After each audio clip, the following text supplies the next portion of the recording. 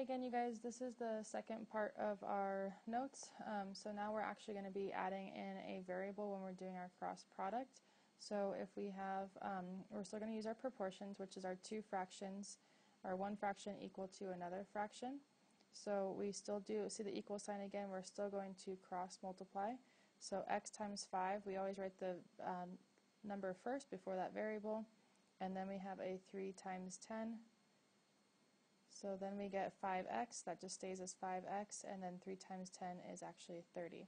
So the thing that we have to actually do in addition to this, we now have to solve for x. So since that 5 is actually being multiplied by x right there, we're going to divide both sides by 5. So then we have x equals, and then 5 goes into 30 6 times. Again, that larger number is on top, so we're going to have a whole number. Okay, so let's do another one. This time we have an x minus a 2, and then divided by 14 equals our other fraction of 2 over 7. So just like in our fraction busters, you guys, this time we actually get to just do a cross product because we have one of them each. So remember when we wrote parentheses around the x minus 2? So that 7 right here is going to be parentheses x minus 2. And then we're going to do our 2 times 14. So on this side we actually have both of them to simplify. So 7 times x is 7x. 7 times negative 2 is a negative 14. And then our 2 times 14, we get 28. Okay, so now again we're just solving for x. We are going to add 14 to both sides. Once we add 14, we have a 7x equals 42. And then again, remember that little invisible multiplication between those two, 7 times x, so we have to divide to get rid of our multiplication. And then we get x equaling, 7 goes into 42 6 times again. Okay, so I just want to show you guys really fast, if we double check our work on these two, we can see that these actually are proportions. Remember from our last set of notes, we want each side to equal each other.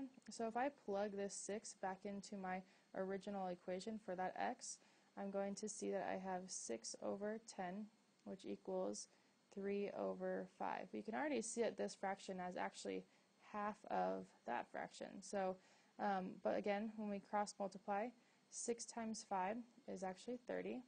And then when we cross multiply this, 3 times 10, that too is 30. So we are actually trying to figure out which x value will make this a proportion. And then the same thing would happen for this 6 as well.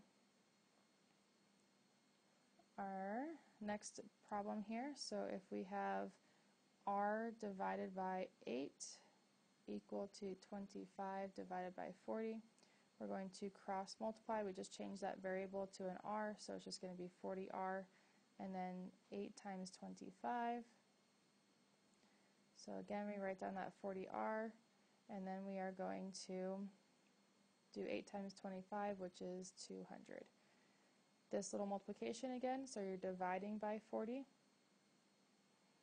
and then we get r equals 40 goes into 200 5 times. So again, this little value, when I plug it in, should equal the same thing on each side. That's how we check to make sure our work is right. You guys don't have to do this every time, but if you want to get really good at this, then you can be plugging it in. So you can almost see like what we have to multiply by 5 to get 25. It should be the same number. So if I did 5 times 5, that gets me 25, and then I'd have to multiply that, which also gets me 40. So you can see that they're equivalent fractions. Let's just check the way that we know how them. 5 times 40 equals 8 times 25. We already know that the 8 times 25 is 200 from this part right here. And then our 5 times 40, we get our 200 again. So check, we do have a proportion. Our last example here, just get the little bit more complicated one. We'll check our work on this one so you guys can, actually we won't check our work on this one because it's a fraction. We don't want to make things complicated for you guys. So x plus 4 over 5 equals 3/8. We're going to cross multiply. So we have 8 times x plus 4 equals our 3 times 5. So here we distribute again, so 8 times x is an 8x. 8 times 4, we get to distribute that, so that's 32, equals 3 times 5 is 15. Okay, so now we're going to solve for x. we're going to subtract 32 from both sides. I bring down my 8x because those positive 32s and negative 32s cancel each other out. And then see how I have more negatives than I have positives? So we're actually going to subtract 32 or 15 from 32. So I have more negatives than positives, and 32 minus 15 is 17. My last step, we're going to divide by 8. And I actually see that there is a larger number on top, but I don't have, it won't be nice. 8 doesn't go into 17 nicely. So I will let you guys either leave it as a fraction like this, or you can do this as a decimal, and you'd put in your calculator 17 divided by 8.